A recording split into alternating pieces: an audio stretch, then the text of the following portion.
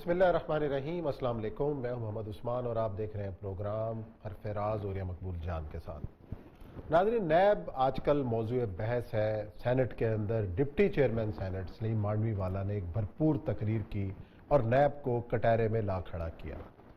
नैब ही से अपोजिशन पार्टियां नाला हैं और बाज़ हुकूमती हलके भी सवाल उठाते नज़र आते हैं। इस तमाम तर मामले पर आज हम बात करेंगे कि क्या वाकई नैब ने कोई काम नहीं किया, उसका किरदार ख़त्म होना चाहिए, क्या मुल्क की तरक्की के अंदर नैब ही रुकावट है या और भी कोई फैक्टर्स वजूहात हैं जो मुल्क को आगे नहीं बढ़ने देना चाह रही। यह है आज का हमारा पहला मौजू और साथ ही आज जिक्र करेंगे अफ़गानिस्तान का, जहाँ पे फिर मुख्तलिफ ग्रुपों के दरमियान मुज़ाकरात कल दोबारा शुरू हो रहे हैं और बड़े अहम तालिबान रहनुमा से हमने गुफ्तगू की, उस पर भी बात करेंगे। और एक और आज पेशरफ्त हुई है कि बिलाखिर कतर और सऊदी अरब के सिफारती ताल्लुकात हैं वो बहाली की जानिब गामजन है। खलीज तावन कौंसिल के इजलास में कतर के अमीर सऊदी अरब पहुँचे, सरहदें खोल दी गई और ये एक नई जो है वो सूरत हाल पैदा हो रही है। इसके क्या असरात और मुज़म्मरात हैं, इस पर बात करेंगे। मौजू की तरफ बढ़ने से पहले सलीम मांडवी वाले साहब के जो ख्यालात थे, जो अहम नुकात उन्होंने उठाए, वो सुन लेते हैं, उसके बाद गुफ्तगू आगे बढ़ाते हैं।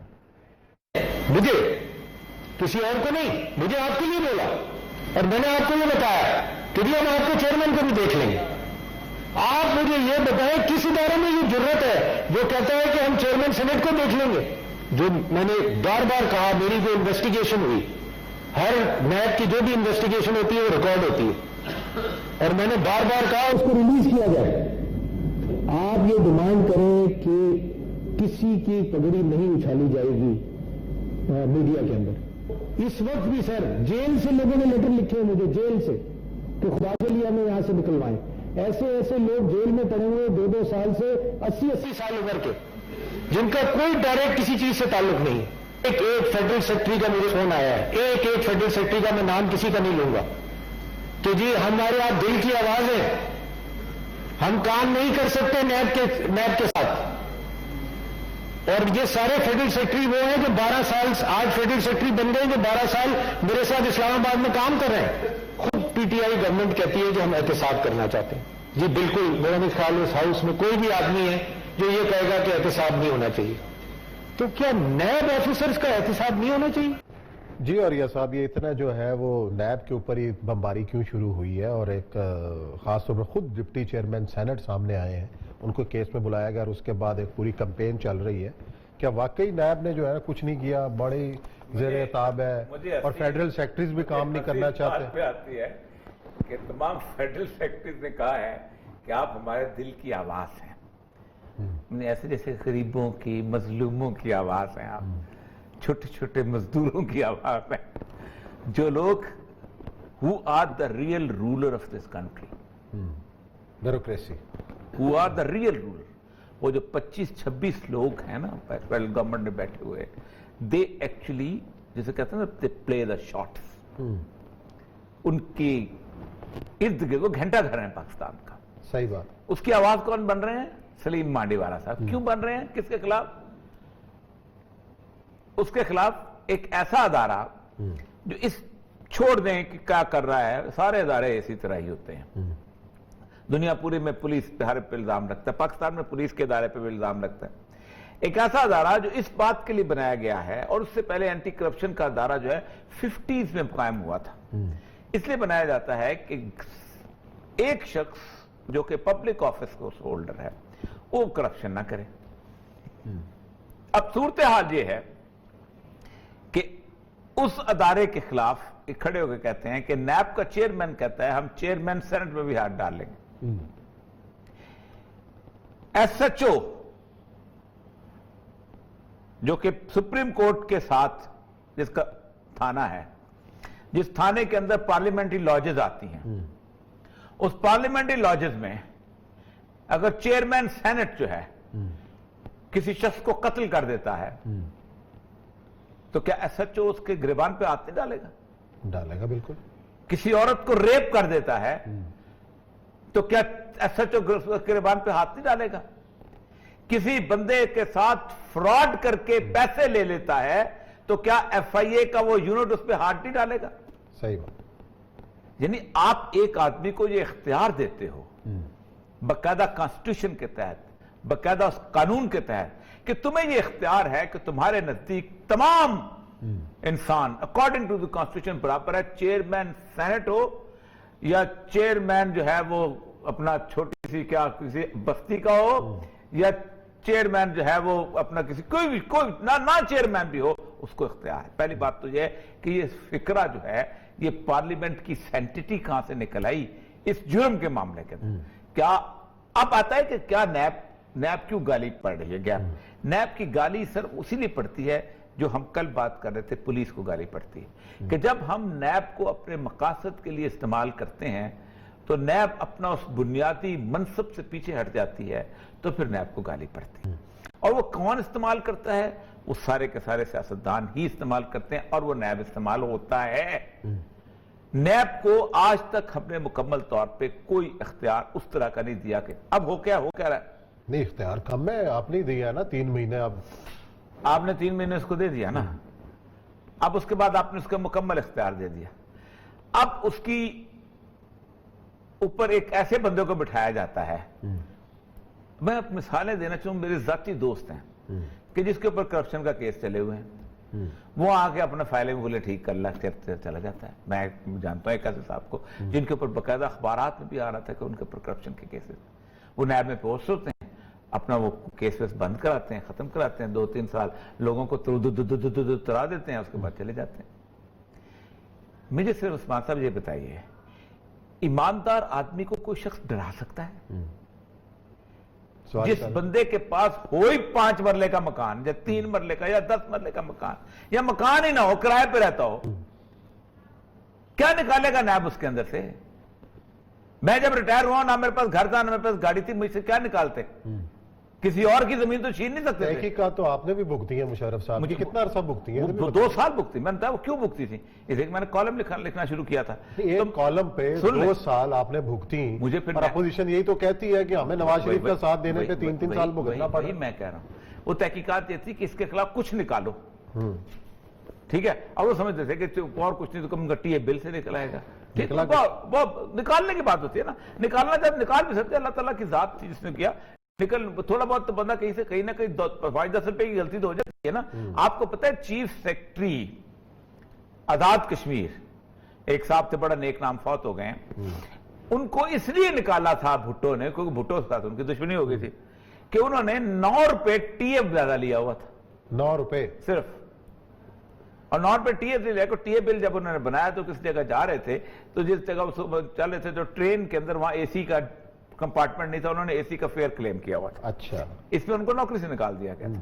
ٹھیک، وہ انتقامات اب میں نے سے کر میں پرائمری سینٹ کے اوپر کھڑے ہو کے آپ یہ گفتگو جب کرتے ہیں اور 22 کروڑ عوام سنتے ہیں تو وہ سمجھتے ہیں کہ پاکستان کے اندر ایک مجسم قسم کی ایک شرافیہ موجود ہے کہ جس کے اوپر ہے کسی ہاتھ نہیں ڈالا جا سکتا، ہاتھ نہیں لگایا جا سکتا۔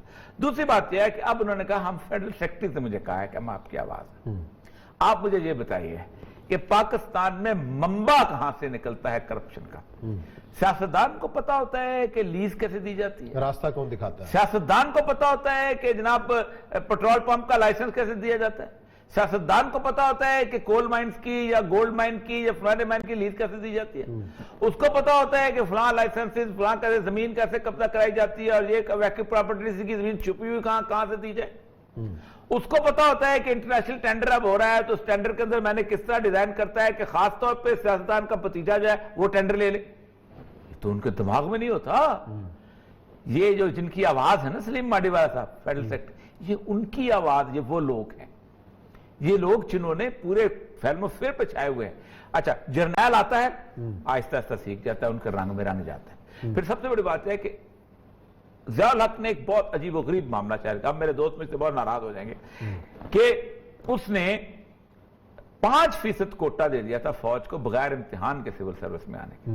مطلب میں تیاری کرتا ہوں، چلو میں نے تو بڑی کم تیاری کی ہوگی، ٹھیک ہے، لوگ 3 سال تیاری کرتے ہیں، اکیڈمی میں جاتے ہیں، پاس ہوتے ہیں، پاس ہو کے امتحان میں نمبر لیتے ہیں، نمبر لے کے اس کے بعد آگے آتے ہیں، 12-13 مضمون پڑھتے ہیں اور اس طرح کی آپ کو central superior services of Pakistan کہتے ہیں, میجر سپیریئر کمپیٹیٹو ایگزامینیشن کرتے ہیں, ان کے اوپر آپ 5% جو ہیں وہ کپتان لگا دیتے ہیں. اور ایک زمانہ یہ تھا کہ کپتان وہ آتے تھے جو کسی کا ADC رہا ہوتا تھا یا کسی کا بھانجا ہوتا تھا کہ میں گننا بھی شروع تو گن سکتا ہوں. ضیاء الحق صاحب کے بھانجے آئے تھے, شاید خان عباسی صاحب کے بہنوئی آئے تھے, جنزادات کے بیٹے تھے, میرے بیچ میٹ ہیں, دوست ہیں, اچھے تھے, سول کے اندر کاروائی, اور بہت سارے لوگ آئے تھے. اصل میں ایک ADC ہے, یہ وہاں آ جاتے تھے. اب یا تو ان کو بھی کمپیٹیٹو ایگزامینیشن سے گزارتے تو پتہ چلتا کہ یار یہ کمال. میرا ایک بیچ میٹ, میرا خیال ہے PMA کا ایگزام آپ کے CS سے زیادہ ٹف. اچھا بہت ٹف ہے, وہ FA ہے اس کی, اتنا رگڑا لگتا ہے. نہیں PMA رگڑا بھی تو رگڑا وہ اتنا زبردست. FA بیسک کوالیفیکیشن ہے, یہاں کوئی بھی ماسٹر ڈگری سے کم نہیں ہوتا. اگر آپ برابر کرنا چاہتے ہیں آپ کو مبارک ہوں, برابر کی ڈگری ٹھیک ہے, آپ کا MA کو میں کل سے FA گرنا شروع کر دوں. نہیں, اس کے باوجود بھی اچھا وہ ایک بیس, اگرچہ کہ ان میں سے اکثریت ان کے خلاف بھی ہو جاتی ہے, ان میں سے بہت سارے آنیسٹ لوگ ہیں, مطلب عیسانی صاحب بہت آنیسٹ لوگ, میرے اپنے بہت بیچ میں, یہ جازب جس کا نام کا کنماسی کا داماد بہنوئی ہے, یہ one of the finest officer اور آنیسٹ آفیسر. مطلب اگر 5% آنیسٹ آ گئے تو پھر تو کریڈٹ جاتا ہے نا ان کو. میرٹ آپ نے بائی پاس کر دیا. آنیسٹ تو اندر آگے پتا چلتا ہے نا کون آنیسٹ ہوگا اور کون نہیں ہوگا. آنیسٹ تو اچھا. اور یہ صاحب اب جو بحث چل رہی ہے کہ یہ جو ترامیم بھی آئیں کہ جی نیب کے یہ 34 ترامیم جس کو عمران خان صاحب کہتے ہیں یہ NRO ہے, تو اب کیا نیب نے جو بھی کام کیے کو ترمیم ہونی ضروری ہے اگر اچھا کر رہا ہے؟ ترمیم والی بات ہے کہ ترمیم تو ہونی چاہیے. اس کی 2-3 وجوہات ہیں. اس لیے کہ نیب کو اپنے ایبسولوٹ پاور, جو کہتا ہے نا بندے مرے ہیں, میں بہت ساری شرفاء ابھی ایک بیوروکریٹ نے خودکشی کی ہے, اور جو خودکشی کرنا تو اس لیے ہے نا کہ ظاہر بات ہے, اس سے پہلے بریگیڈیئر اسد منیر صاحب کا نام لیا انہوں نے. تو اس کی بیسک کیا وجہ ہے ساروں کی؟ اس کی بیسک وجہ یہ ہے کہ آپ نے ایک شہر میں ایک عزت بنائی ہوتی ہے, اور وہ عزت ill gotten money سے وہ ہے. سب سے بڑی بات ہے, یا تو آپ اچھا نام لیا میڈیا کا, میڈیا میں نیب آتا ہے, میڈیا میں نیب کو بندہ نہیں آتا. نہیں آتا, لیکن جب بندہ گرفتار ہو اس سے کیس چلتا نہیں ہے, لیکن آپ شروع ہو جاتے ہیں. نہیں, مسئلہ یہ ہے کہ میڈیا میں تو آتی ہے حکومت, میڈیا میں تو آتا ہے شہزاد اکبر, اس کا نیب کے ساتھ کیا تعلق ہے؟ نہیں, ذرائع کے حوالے سے خبریں بھی تو آتی ہیں. یہ تو آپ نکالتے ہیں, تو وہ تو آپ پابندی, وہ تو میڈیا کو کہہ رہے ہیں نا, آپ میڈیا کو کہہ رہے ہیں نا. آپ اس کی میڈیا کا تو ٹرائل صرف کرپشن میں ہوتا ہے, میڈیا کا ٹرائل تو سر عام بوسو کنار پہ بھی ہو جاتا ہے. میڈیا کا ٹرائل تو, میڈیا تو بادشاہ ہے نا. میڈیا کو تو آپ لگام, مسلم ماڈیوال صاحب نے نیب کا بہانہ لگا دیا ہے, میڈیا کو لگام دکھائیں مجھے, پھر میرے میڈیا والے میں سے ناراض ہو جائیں گے. میڈیا والے تو وہ لوگ ہیں کہ جنہوں نے عمر بھر لوگوں کو ذلیل و رسوا کیا اور ایک انچ کی معافی نہیں مانگی کبھی زندگی میں.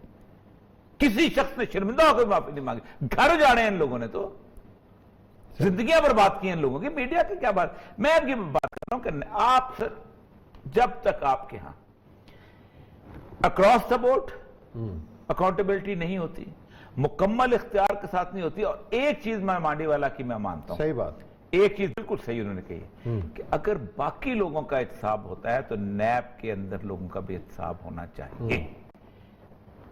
دودھ کا دھلا ہوا کوئی نہیں ہونا چاہیے, کوئی نہیں, سب کا کوئی نہیں. وہ جو جس وقت ضیاء الحق نے حدود آرڈیننس لگایا تو ہمارے ایک جسٹس ہوتے تھے, سمدان صاحب فوت ہو گئے, بڑے کمال کے آدمی تھے. انہوں نے کہا کہ جو حد کا کیس جس جج نے سننا ہوتا ہے اس پہ خود حد لگتی ہے. گل پھر مکی گئی, جو اس پہ خود حد لگتی ہو وہ حد کا کیس سن رہا ہو. یہ نیب کا معاملہ ہے کہ کیونکہ اینٹی کرپشن جو ادارہ تھا بنایا گیا تھا اس پہ سب سے زیادہ کرپٹ لوگ وہیں جمع ہوتے تھے. آپ سوچ سکتے ہیں کہ سفارش کروا کے جاتے تھے. اصل مسئلہ یہ ہے کہ خان صاحب نہ بٹھاؤ اپوزیشن کو. نیب کے قانون میں امینڈمنٹ تو آپ نے کرنی ہے, بہانہ کو لگاتے ہو. آج سپریم کورٹ نے یہی کہا ہے, 2 سال ہو گیا تم نے کورٹ تک تو اپوائنٹ کی, پھر کہتے تو فیصلہ نہیں ہوتا. ریفرنس نہیں بنے لوگوں پر, کچھ نہیں بھائی, کچھ نہیں. آپ امینڈمنٹ کرو, خود کرو کہ میں کرنا چاہتا ہوں. کسی نے, اس لیے کہ اندر بھی چور ہیں. اب اپوزیشن کہہ رہی ہے ہم نے نہیں کرنی, عمران خان صاحب بھگتے ہیں آگے تو کرو. بھگتے ہیں کسی نے, کوئی کچھ نہیں کرنا. سر جب تک تلوار آپ کے ہاتھ میں ہے نا, آپ چاہتے ہیں میرے پاس رہے. جب آپ تلوار کے نیچے آتے ہیں پھر کہتے ہیں تلوار کیوں ہے.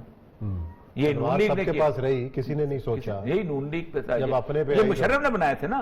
اس کے بعد مشرف, نون لیگ 18ویں امینڈمنٹ ہو سکتی ہے नैब नहीं बदल सकता, पूरा मुल्क उथल पुथल हो सकता है, नैब नहीं बदल सकता। ओ भाई, आपके हाथ में डंडा आया हुआ है, आप जो मर्जी करें। चले जी, ब्रेक का टाइम है, ब्रेक लेते हैं। ब्रेक के बाद आएंगे और जिक्र करेंगे अफगानिस्तान का जहाँ अहम मुज़ाकरात के हवाले से इंतहाई अहम पेशरफ्त।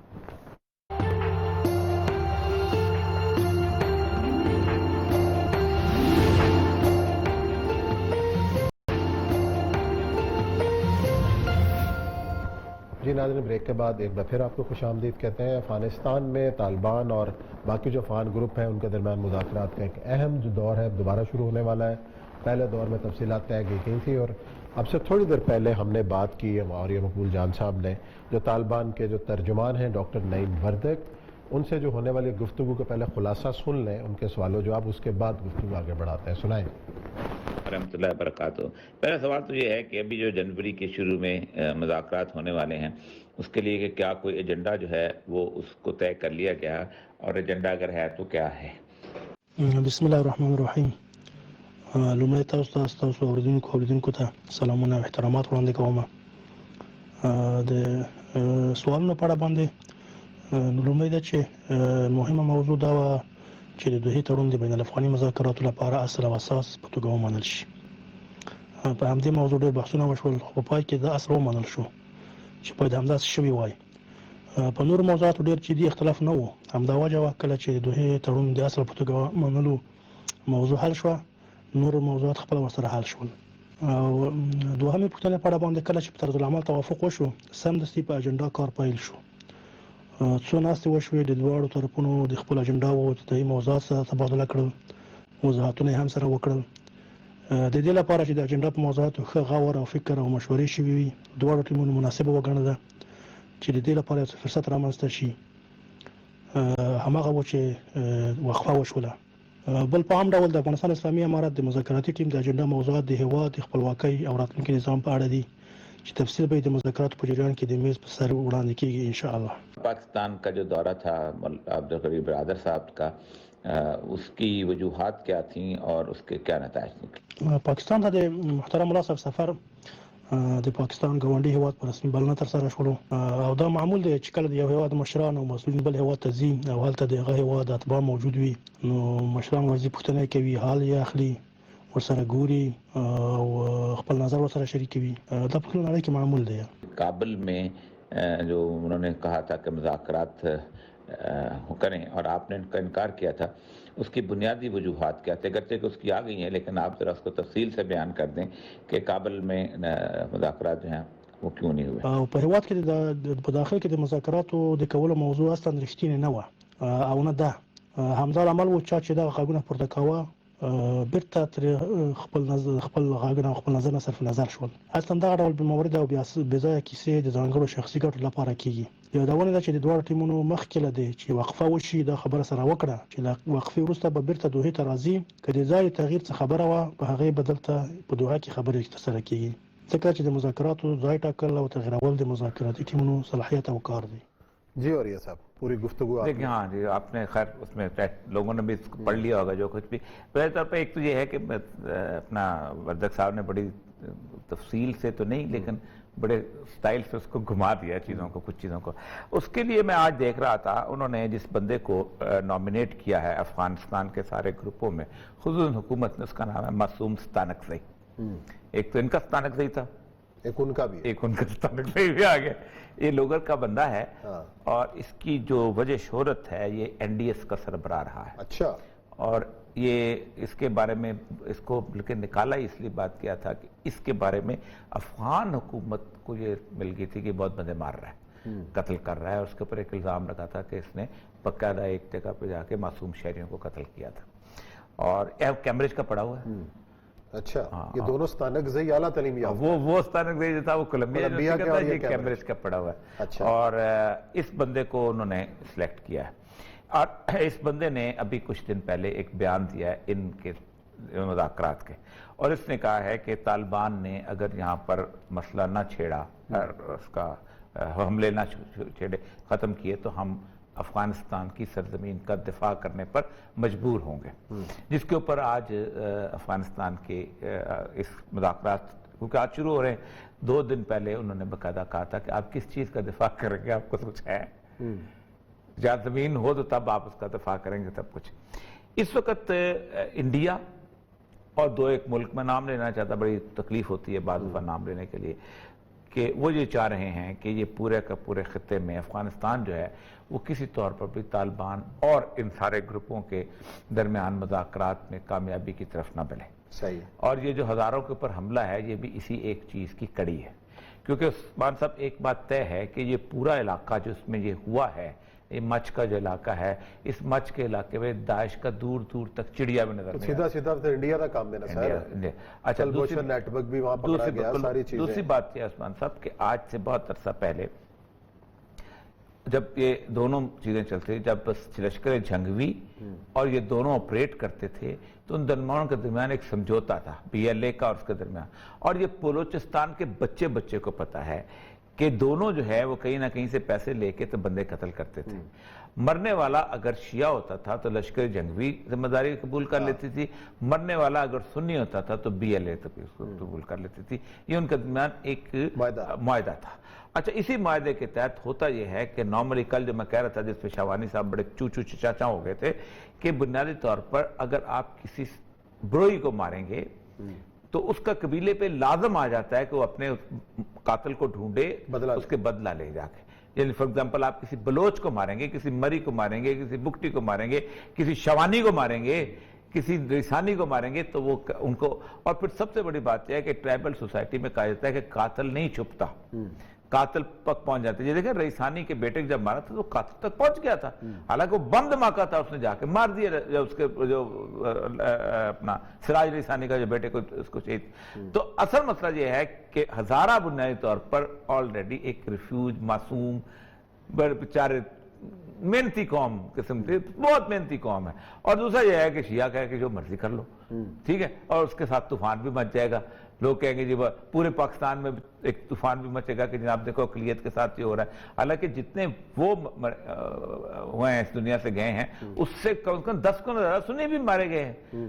60-70 ہزار بندے, 60 ہزار شیعہ تو نہیں تھے, سنی مارے گئے. لیکن اصل مسئلہ یہ ہے کہ یہ اس کو ڈسٹرب کرنے کی کوشش کی جا رہی. اور طالبان یہ چاہتے تھے, میری جو بات ہوئی جو کہ نہیں ہوئی, زیادہ تر انہوں نے نہیں کرنا چاہتے, کہ ہم چاہتے ہیں جتنی جلدی یہ مذاکرات ہو سکے. آج جو بائیڈن کا بھی ہے, اس نے کہا کہ میں دیکھنا چاہتا ہوں کہ مذاکرات جو ہے کس حد تک کامیاب ہوتے ہیں, اور میں اس کو دیکھتا ہوں. اب کل بہت امپورٹنٹ دن ہے امریکن تاریخ کا, کل 6 جنوری میں طے ہو جائے گا کہ کیا ہو سکتا ہے اور کیا نہیں ہو سکتا. اور اس 6 جنوری کے بعد اگلی صورتحال کیا ہوگی, کیسے نکلتی ہے, یہ بڑی صورت. لیکن افغانستان میں عثمان صاحب میں بتاؤں آپ کو کہ ابھی تک جسے کہتے ہیں نا گرد جو ہے وہ ابھی سیٹل نہیں ہو پا رہی. اس کی وجہ یہ ہے کہ وہاں پر طوفان, یہ جب تک وہ طالبان کہتے ہیں جب تک ہمارے ہاتھ میں کنٹرول نہیں آتا ہم افغانستان میں امن قائم ہی نہیں کر سکتے. اور کنٹرول کے لیے ہم کہتے ہیں کہ ہم کمپرومائز کا کنٹرول نہیں لیں گے, بھلے 100 سال اور نہ ملے.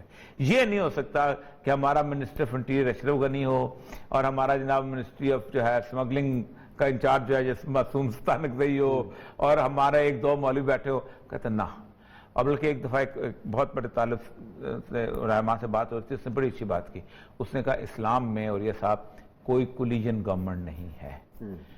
کوئی اسلام میں رسول اللہ صلی اللہ علیہ وسلم کے پاس آئے تھے, آپ صلی اللہ علیہ وسلم کے پاس قریش مکہ جب پہنچے تھے تو انہوں نے کہا تھا آپ کوئی سرداری لینا چاہتے ہیں, ہم متفقہ سردار آپ کو مان لیتے ہیں. آپ کو سرمایہ چاہتے ہیں, جتنا سرمایہ ہم آپ کو دیتے ہیں. سب سے اچھی خاتون معزز ترین اور اس سے آپ کی شادی کراتے ہیں. تو آپ صلی اللہ علیہ وسلم نے ایک ہی جواب دیا تھا کہ میرے ایک ہاتھ پہ سورج اور ایک ہاتھ پہ چاند رکھ دو تو میں نہیں مانوں گا. یعنی کولیشن گورنمنٹ کا تصور نہیں ہے, بے شک وہ MMA کی ہو یا طالبان کی ہو. میں بڑا واضح ہوں, ہم سراج الحق اور مولانا فضل الرحمان بنائے, اسلام میں گورنمنٹ ہوتی ہے یا نہیں ہوتی. اگر مشترکات کے اوپر اگر ساری دینی جماعتیں یا گروپ اکٹھے ہوتے ہیں دین نہیں, مثلا اگر افغانستان کے اندر کل کو جو طالبان کی ہم خیال جماعتیں ہیں جو ان سے پہلے تعاون کرتی رہی ہیں, اگر وہ ان کا ساتھ دیتے ہیں, وہ تو اور بات دیکھیں نا, وہ بالکل اور چیز ہے.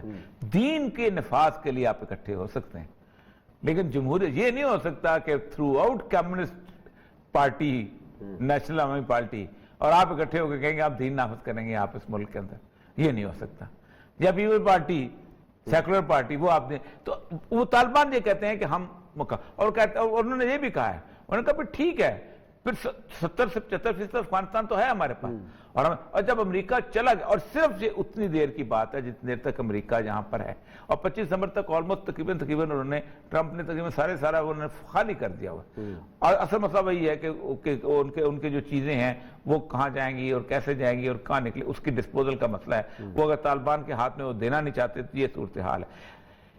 مجھے یہ لگتا یہ ہے کہ اس سے پہلے, اب یہ میری اسیسمنٹ ہے, یہ اسیسمنٹ غلط بھی ہو سکتی ہے, صحیح بھی ہو سکتی ہے, لیکن یہ اسیسمنٹ حالات کے حساب سے ہے کہ اس سے پہلے کہ افغانستان میں امن ہو, ریجن میں امریکہ, انڈیا یہ چاہیں گے کہ ایک اور جنگ چھڑ جائے, اس لیے کہ ریجن کو ڈسٹرب کرنا چاہتے ہوں. ریجن ڈسٹرب ہوگا تو چائنا کی تمام ایڈوانسز رک جائے گی, ریجن ڈسٹرب ہوگا تو نہ کوئی تاجکستان کے فیلڈز کا سوچے گا, نہ کسی اور چیز سے, اور ریجن کی ڈسٹربنس دو طریقے سے ہو سکتی ہے, آسان میں بتاؤں آپ کو.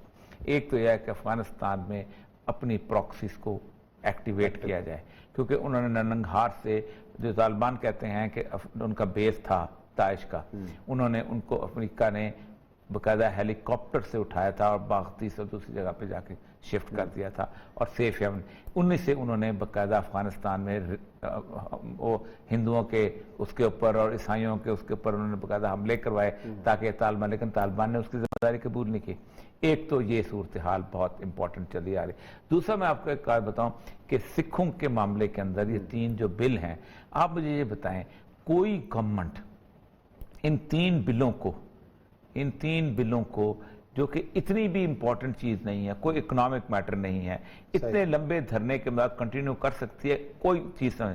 بنیادی طور پر وہ اس کی آڑ کے اندر خالصتان موومنٹ کو کچلنا چاہتے ہیں کہ جب اتنے لیول پہ چلا جائے گا, لوگ تنگ آ جائیں گے, دلی سراؤنڈ ہو چکا ہوا ہے, سب کچھ ہو چکا ہوا ہے, لوگ بیٹھے ہوئے ہیں, تو اس کے بعد آگے جب کھیت میں فصل نہیں ہوگی, لوگوں پہ قحط آئے گا, تو پورا انڈیا کہے گا جی سکھوں نے ہمارے ساتھ یہ کیا کیا, ہمیں تو کھانے کو نہیں مل رہا, ہمیں یہ. تو وہ اس معاملے کے اندر اس ساری کے, جیسے پہلے انہوں نے کچلا تھا, اور اس نے تو خیر ہمارے لوگوں نے بڑا ساتھ دیا تھا, ان کے معاملات جو ہے بڑے واضح ہیں, لیکن وہ ہے ایک اس کو کچلنا چاہتے ہیں. اور اس دوران پاکستان کا اٹیک ہم بار بار کہہ رہے ہیں, کہیں نہ کہیں کسی نہ کسی جگہ پہ کچھ شرارت جو ہے وہ کریں گے, تاکہ یہ پاکستان اس طرف لگے, ہم اس طرف نہ جائیں. اور وہ مولا عبدالغنی برادر نے جب یہاں آئے تھے انہوں نے یہی کہا تھا کہ دیکھیں بات سنیں, ایک بات طے ہے کہ ہم نے آپ کی کاسٹ کے اوپر مار کھائی ہے, افغان قوم نے پاکستان کی کاسٹ پہ مار کھائی ہے.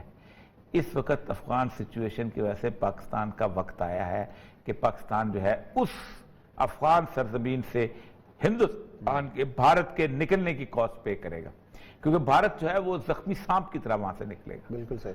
اور وہ زخمی سانپ کی طرح نکلے گا تو اس کے لیے کوئی اور راستہ نہیں. اب خود دیکھیں نا, جو اس حد تک انشور کرتا تھا کہ پاکستان کے ہر خطے کے اندر جہاں چاہے دھماکہ کر سکتا تھا تھرو افغانستان, جہاں چاہے انٹرفیئر کر سکتا تھا تھرو افغانستان, جس جگہ جا کے لوگوں کو اپنے, ہمارے کرنل لیول کے لوگوں کو, ہمارے جنرل لیول لوگوں کو آ کے بم دھماکے کر سکتا through Afghanistan and through the پیٹرنیج of America. یہ امریکہ کی دوسری, وہ اس کو جب وہ اس کو خالی ملے گا وہاں سے, جب بوریا بستر آلموسٹ لپیٹنا پڑے گا, اب تو لپیٹا جا چکا ہے, اور اس کے بعد اب تو اس کے صرف پراکسیز رہ گئی ہیں جو اشرف غنی کی صورت میں ہیں, جو این ڈی ایس کی ریمننس کی صورت میں. جب یہ لوگ باقی رہ جائیں گے تو پھر اس کے بعد وہ نکلے گا کسی نہ کسی. چلیں جی دیکھتے ہیں کس طریقے سے نکلتے ہیں, اور یہ جو مذاکرات ہیں کتنے فروٹفل ثابت ہوتے ہیں. یا لیتے ہیں بریک, اور بریک کے بعد آئیں گے اور ایک اور ڈیولپمنٹ جو آج ہوئی ہے, بالآخر 3-3.5 سال کے بعد قطر اور سعودی عرب کے جو تعلقات ہیں وہ بحالی کی جانب گامزن.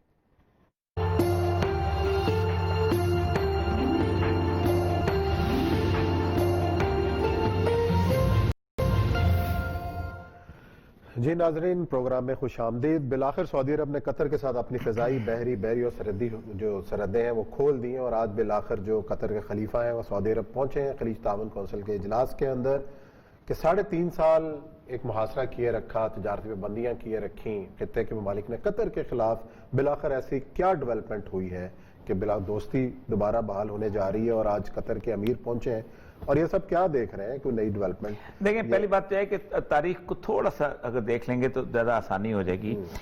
برطانیہ نے جب اس پورے خطے کے اندر اپنا انقلاب لایا ہے, قبضہ کرنے کی کوشش کی, انقلاب تو نہیں کہہ سکتے اس کو, قبضہ کرنے کی کوشش کی, کالونی بنانے کی کوشش کی, تو 1868 کے 1857 میں ہم غلام بنے ہیں, تو انہوں نے قطر کو خاص طور پہ آزاد کر کے اس کو انڈیپینڈنٹ ایریا ڈکلیئر کر دیا تھا اپنے زیر اثر, جیسے عدن کو انہوں نے کیا تھا, جیسے اور اس طرح کے پروٹیکٹریٹ جو بنائے گئے تھے.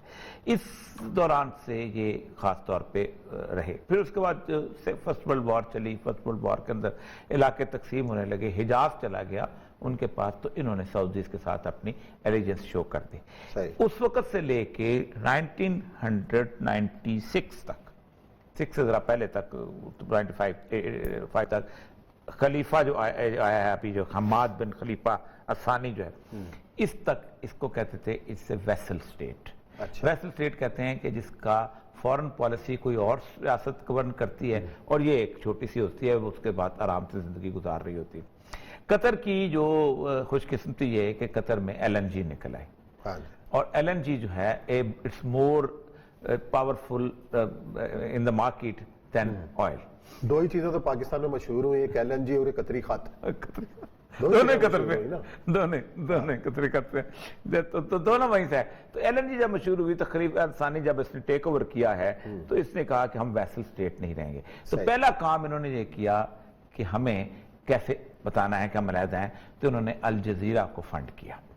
1996 میں الجزیرہ آیا ہے, اور 1999 جب الجزیرہ آیا ہے تو الجزیرہ نے پہلا کام یہ کیا کہ جتنی بھی مسلم موومنٹس وہاں پہ چلی آ رہی تھی ان کی پروجیکشن شروع کر دی. اخوان المسلمون ہے, فلانا ہے, یہ ہے, روری المالکی ہے, فلانا.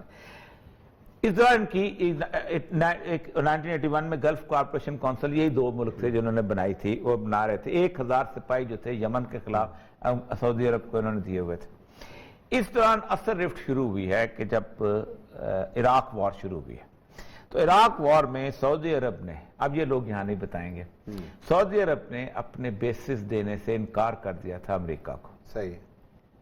قطر نے کہا بسم اللہ ہم حاضر ہیں, تو قطر نے ان کا العبید بیس جو تھا وہ بہت دیا. بڑا بیس تھا, پوری گلف جنگ لڑی گئی اس پہ.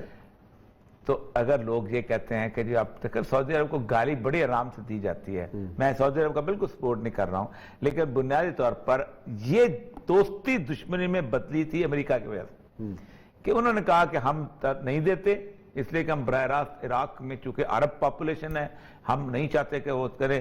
صدام حسین ٹھیک ہے جو کچھ بھی تھا, پہلے ہم نے ایک غلطی کی, صدام کو کمزور کیا, ایران طاقتور ہو گیا, اور وہ منع کرتا رہا سعودی عرب کہ تم امریکہ کو اگر تم بیس دو گے, دیکھو ترکی نے انکار کر دیا ہے, ٹھیک ہے, سیریا نے انکار کر دیا, تم اگر نہیں دو گے تو یہاں پر صدام جتنا بھی ہے جیسا بھی ہم اس کو ہینڈل کر لیں گے, لیکن ایران طاقت ہے, تم اس کو.